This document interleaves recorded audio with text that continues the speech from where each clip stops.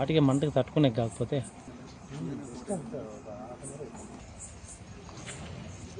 నా పేరు Suresh. సోమందిపల్లిలో mobile shop ఉంది. మొబైల్ షాప్ ముగించుకొని 8 గంటల సమయంలో ఇంటికి వెళ్తా అంటే దారి మధ్యలో ముగ్గురు బండిలో వచ్చేసి స్పీడ్గా బండిని క్రాస్ చేసుకొని వచ్చి ఆపోజిట్ బండి నిలబెట్టి కండ్లో కారంపూలు కొట్టి ఆడ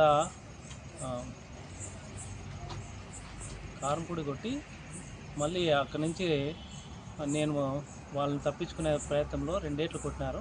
ఆ విషయంలో తప్పించుకొని పరిగెత్తేసి ముందుకు వచ్చినాను. అంటే ఎక్కడ జరిగింది సంఘటన ఇది? ఇది పాపిరెడ్డిపల్లితో నుంచి కొంచెం ముందర దారి మధ్యలో గుడిపల్లికి పాపిరెడ్డిపల్లికి దారి మధ్యలో జరిగింది. అంటే మీ దగ్గర ఏమైనా క్యాష్ ఉందా? క్యాష్ ఉంది. ఎంత ఉంది? ఒక 1.5 లక్షలు ఉంది.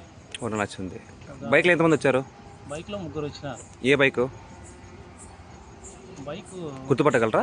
గుర్తుపట్టే కళ్ళే కారంపొడి కొట్టారు కదా, మనం ఏమాత్రం అది గమనిలేదు. సరే, ముగ్గురు ఎక్కడ వెళ్ళారు? అదే అట్లా తుంగోడు చిన్నబాబుపల్లి సేమ్ ఆ రూట్కి వెళ్ళిపోయినారు. ముగ్గురు అదే బైక్లో వెళ్ళారా? వెళ్ళిపోయినారు. అడవిలోకి వెళ్ళారు.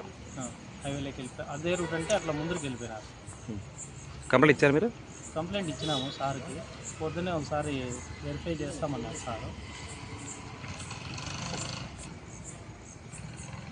అదేవిధంగా మన మాదిరి చాలామంది చిన్నపిల్లలు ఈ టైంలో ట్యూషన్ కంప్లీట్ చేసుకొని డ్యూటీలు కంప్లీట్ చేసుకొని ఇదే టైంలోనే మా ఊరికి వెళ్తూ ఉంటారు.